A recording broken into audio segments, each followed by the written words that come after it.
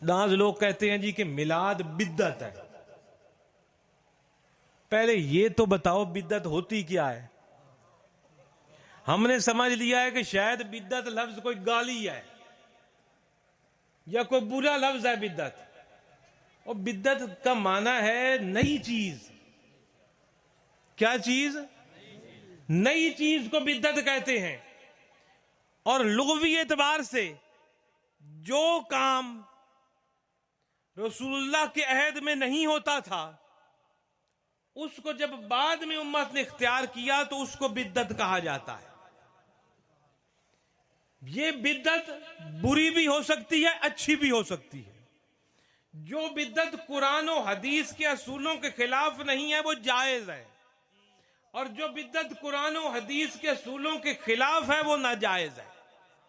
जो चीज रसूल पाक के दौर के बाद आई, अगर सिर्फ इसलिए उसको नहीं करोगे रसूलुल्लाह के दौर में नहीं है, तो सिर्फ फिर मिलाद ही नहीं, बहुत सी चीजें और भी खत्म होंगी। क्या खत्म होगा? सबसे पहले कुरान की किताबी शक्ल खत्म होगी।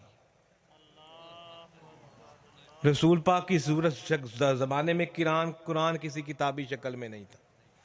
रसूल पाक के जमाने में अहादीस किसी किताबी शक्ल में मौजूद नहीं थी। रसूल पाक के जमाने में बड़े बड़े मदरसे नहीं थे। रसूल पाक के जमाने में बड़ी बड़ी मस्जिदें जिन पर बड़े बड़े गुंबद और बड़े बड़े मीनार बने हुए ये नहीं थी। रसूल पाक के जमाने में अजान जुमे की 2 अजानें नहीं थी। रसूल पाक सल्लल्लाहु अलैहि वसल्लम के जमाने में जनाबे वाला बड़े बड़े मदारिस में खत्मे बुखारी नहीं होते थे। रसूल पाक सल्लल्लाहु अलैहि वसल्लम के जमाने में बड़ी बड़ी तौहीद कॉन्फ्रेंसें भी नहीं होती थी। रसूल पाक सल्लल्लाहु अलैहि वसल्लम के जमाने में सहाबा के नाम पर बड़े बड़े अयाम भी नहीं मनाए जाते थे। रसूल पाक सल्लल्लाहु अलैहि वसल्लम के जमाने में इस तरह के मिलादे मुस्तफा भी नहीं मनाए जाते थे। रसूल पाक सल्लल्लाहु अलैहि वसल्लम के जमाने में हवाई जहाज पर चढ़ता भी कोई नहीं था, गाड़ी पर सवार भी कोई नहीं होता था। रसूल पाक के जमाने में यह माइक्रोफोन भी नहीं था। रसूल पाक के जमाने में माइक्रोफोन पर तकरीर भी कोई नहीं करता था। रसूल पाक के जमाने में ये बत्तियां भी कोई नहीं थी, बिजली भी कोई नहीं थे, मोबाइल भी कोई नहीं थे। अगर वो चीजें सारी वो लाना चाहते हो तो फिर सारी ये चीजें सारी बिदात खत्म करो। फिर ये एक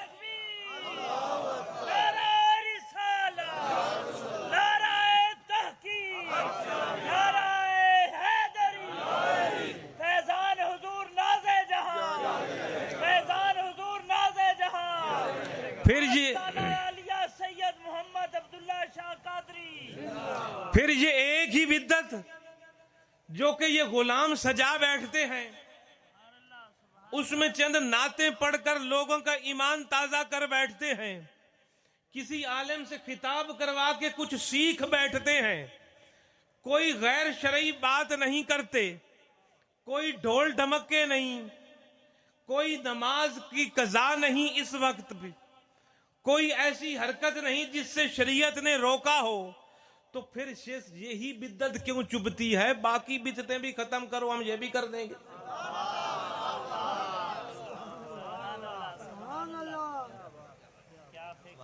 इसी तरह से एक मैं बिद्दत भूल गया, वो सलातो तरावी भी बिद्दत है। मस्जिद में बाजमात आकर तरावी की नमाज पढ़ना भी बिद्दत है, वो भी हजूर के जमाने में नहीं थी।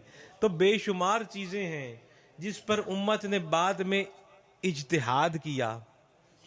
लोग समझदार बैठे, उन्होंने इज्तिहाद किया कि भाई ये अच्छी बात है, अगर मस्जिद में आकर तरावी पढ़ ली जाए तो जिसने ना भी पढ़नी हो तो पढ़ लेगा, एक इमाम के पीछे अच्छी लगेगा, पढ़ो।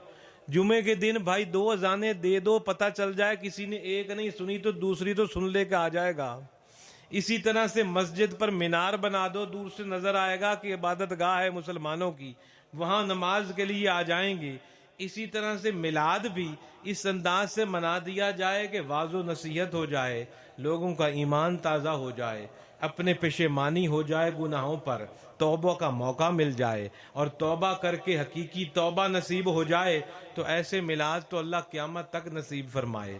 क्योंकि जहाँ अल्लाह का जिक्र किया जाता है इस दुनिया में, वो हजूर ने फरमाया जन्नत के बाग हैं, और रसूलुल्लाह और अल्लाह का जिक्र एक ही चीज़ का नाम है। मैं जिस वक्त से बोल रहा हूँ या मुझसे पहले और मुकर्रीन बोल रहे हैं, नाथ खान हजरात बोल रहे हैं, ये अल्लाह का जिक्र हो रहा है, कोई दुनिया का जिक्र नहीं हो रहा है। और जब तक मैं बोल रहा हूँ या ये महफिल सजी हुई है, ये जन्नत का बाग बना हुआ है। और जन्नत के बाग अगर दुनिया में बना लिए जाएं और उससे तुम चर कर जाओ, हजूर ने फरमाया कि हिदायत लेकर जाओ, खुशबू अपने घर कर लेकर जाओ। खुशबू से मुराद जो सुना है अगलों को पहुंचा दो, ये जन्नत की खुशबू आती चली जाएगी। तो ऐसे मिलाद तो अल्लाह क़यामत तक हमें हमसे करवाता रहे।